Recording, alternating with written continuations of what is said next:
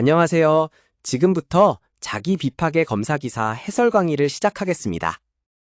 첫 번째 문제는 크리프 파괴에 관한 문제로 크리프가 어떤 조건에서 일어나는지를 알아야 하는 문제입니다. 크리프 파괴에 대한 설명으로 옳은 것은 무엇일까요?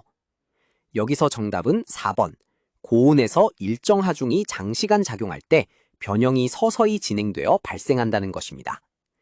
크리프는 재료가 고온 환경에서 일정한 하중을 오랜 시간 받을 때 시간이 흐름에 따라 변형이 조금씩 누적되다가 결국 파괴에 이르는 현상입니다.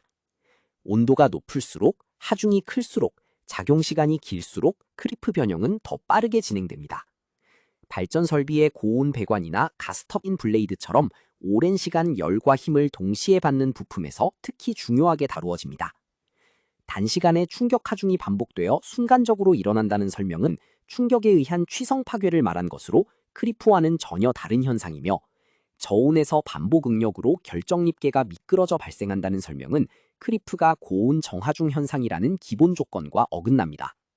또한 부식 환경에서 인장 응력 없이 시간 경과만으로 발생한다는 설명은 크리프에서 하중이 반드시 필요하다는 점을 무시한 것이므로 모두 옳지 않습니다.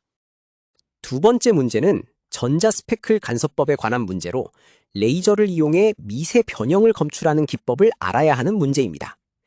레이저 광원을 이용하여 물체 표면의 미세 변형을 간섭 무늬로 검출하는 비파괴 검사 기법은 무엇일까요? 여기서 정답은 1번 전자 스페클 ESPI입니다. 전자 스페클 간섭법인 ESPI는 물체 표면에 레이저를 비추었을 때 표면에서 형성되는 얼룩덜룩한 스페클 무늬를 이용하는 방법입니다.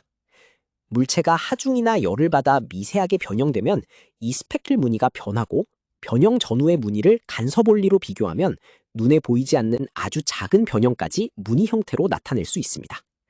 그래서 복합재료나 접합부의 미세 결함을 비접촉으로 검사하는 데 유용합니다.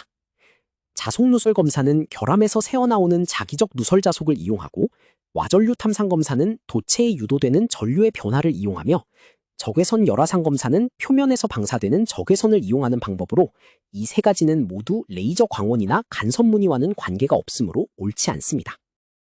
세 번째 문제는 초음파 탐상과 방사선 투과의 비교에 관한 문제로 초음파 탐상이 갖는 고유한 장점을 알아야 하는 문제입니다.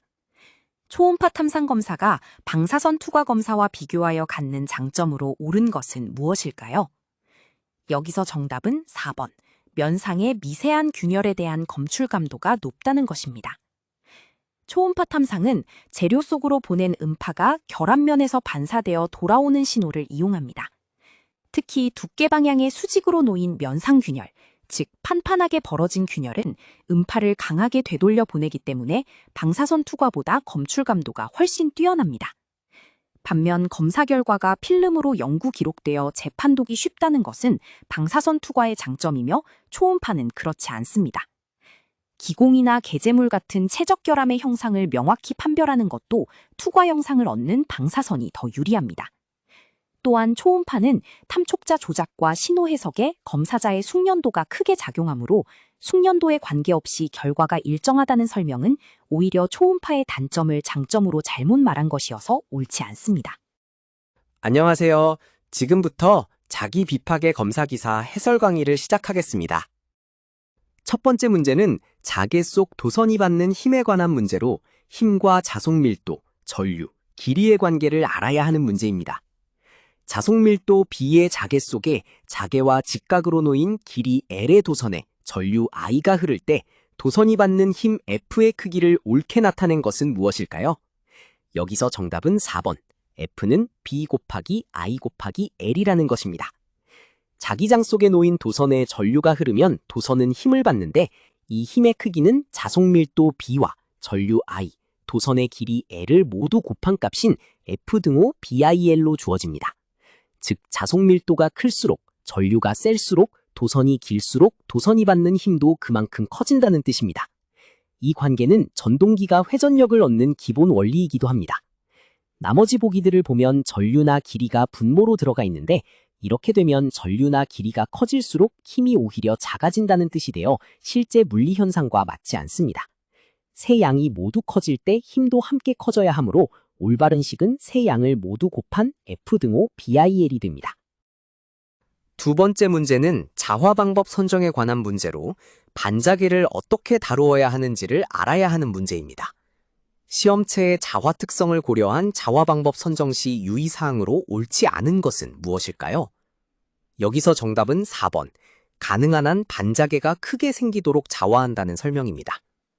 반자개는 시험체가 자화될 때 그 형상 때문에 내부에서 원래 걸어준 자개와 반대 방향으로 생기는 자개로 시험체 내부에 실제로 작용하는 유효자개를 약화시킵니다.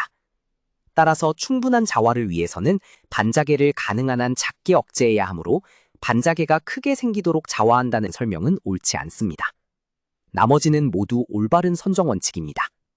자속 방향이 예상 결합면과 직각이 되도록 해야 결함에서 누설 자속이 최대로 새어나와 검출이 잘 되고 탐상면에 손상을 주지 않는 방법을 택해야 시험체를 보호할 수 있습니다. 또 복잡한 형상은 한 번에 균일하게 자화하기 어려우므로 부위를 나누어 국부적으로 자화하는 것이 바람직합니다. 세 번째 문제는 자분 탐상의 전처리에 관한 문제로 전처리 단계에서 해야 할 일을 알아야 하는 문제입니다. 자분 탐상 검사의 전처리 단계에서 수행할 사항으로 옳지 않은 것은 무엇일까요? 여기서 정답은 3번. 탐상 감도를 위해 조립 상태 그대로 두고 표면을 청소하지 않는다는 설명입니다. 전처리는 자분 탐상을 시작하기 전에 검사에 방해가 되는 요소를 없애는 준비 단계입니다.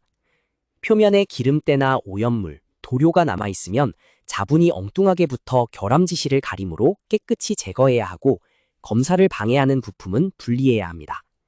따라서 감도를 위해 조립 상태 그대로 두고 표면을 청소하지 않는다는 설명은 오히려 정반대이므로 옳지 않습니다. 나머지는 모두 올바른 전처리 작업입니다. 시험면의 유지와 오염, 도료를 깨끗이 제거해야 하고 강하게 자화되어 있는 제품은 잔류자기가 검사를 방해하므로 사전에 탈자해 주어야 합니다. 또 검사 대상이 아닌 구멍은 자분이 고여 의사지시가 생기지 않도록 테이프 등으로 막아두는 것이 좋습니다. 안녕하세요. 지금부터 자기비 파괴 검사 기사 해설 강의를 시작하겠습니다. 첫 번째 문제는 교류의 시료치와 파고치에 관한 문제로 둔갑 사이의 환산 계수를 알아야 하는 문제입니다. 교류 자화 전류에서 표준 전류계가 지시하는 시료치를 파고치인 최대치로 환산하려면 몇 배 하여야 하는지 묻는 문제입니다. 여기서 정답은 2번, 루트 2배입니다. 교류 전류는 시간에 따라 크기가 계속 변하는데 전류계는 보통 시료치를 지시합니다. 시료치는 열 효과를 기준으로 정한 평균적인 값입니다. 정연파 교류에서는 실제 순간적으로 도달하는 최대값인 파고치가 시료치의 루트 2배, 약 1.414배가 됩니다. 따라서 시료치의 루트 2를 곱하면 파고치로 환산할 수 있습니다. 2배나 3배는 시료치와 파고치의 실제 비율보다 지나치게 큰 값이고 루트 3배는 삼상교류에서 선간전압과 상전압을 관계지을 때 나오는 계수로 단상정연파의 시료치와 파고치 환산에는 맞지 않습니다. 따라서 시료치를 파고치로 바꾸는 환산계수는 루트 2배가 됩니다. 두 번째 문제는 교류 자화전류의 특징에 관한 문제로 표피 효과와 표면 결함 검출의 관계를 알아야 하는 문제입니다. 자분 탐상에서 교류 자화전류를 사용할 때의 특징으로 옳은 것은 무엇일까요? 여기서 정답은 1번. 표피 효과로 표면 부근의 자속이 집중되어 표면 결함 검출에 유리하다는 것입니다. 교류는 방향이 계속 바뀌는 전류여서 시험체 안에 흐를 때 표면 쪽으로 몰리는 표피 효과가 나타납니다. 이 때문에 자속도 표면 부근에 집중되어 표면 또는 표면 바로 아래의 결함을 검출하는 데 유리합니다. 침투 깊이가 깊어 내부 깊은 결함 검출에 유리하다는 설명은 표피 효과 때문에 오히려 침투가 얕음으로 반대이고 잔류자기가 안정되어 잔류법에 적합하다는 설명도 교류는 방향이 계속 바뀌어 전류를 끊는 순간 잔류자기가 불안정해지므로 잔류법에 부적합합니다. 표면 결함 검출에 비효율적이라는 설명은 교류가 오히려 표면 검출에 가장 유리하다는 점과 정반대입니다. 따라서 교류의 특징으로 옳은 것은 표피 효과로 표면 결함 검출에 유리하다는 것입니다. 세 번째 문제는 자화전류의 침투 깊이에 관한 문제로 직류의 깊은 침투 특성을 알아야 하는 문제입니다. 저탄소강 시험체에서 표면 아래의 비교적 깊은 곳의 결함까지 검출하려 할 때 가장 유리한 자화전류는 무엇일까요? 여기서 정답은 1번 직류입니다. 직류는 크기와 방향이 일정한 전류여서 교류와 달리 표피 효과가 나타나지 않습니다. 그래서 자속이 시험체 내부 깊숙한 곳까지 고르게 침투할 수 있어 표면 아래 비교적 깊은 곳에 있는 결함을 검출하는 데 가장 유리합니다. 교류는 표피 효과로 자속이 표면에 몰려 침투가 얕고, 반파 정류는 교류의 한쪽 반만 통과시킨 전류로 맥동이 있어 역시 직류만큼 깊이 침투하지 못합니다. 충격 전류는 콘덴서에 모은 전하를 순간적으로 방전시키는 1펄스 전류로 주로 잔류자화에 쓰이므로 표면 아래 깊은 결함을 검출하는 데는 부적합합니다. 따라서 깊은 곳의 결함까지 검출하려 할 때 가장 유리한 자화 전류는 직류가 됩니다.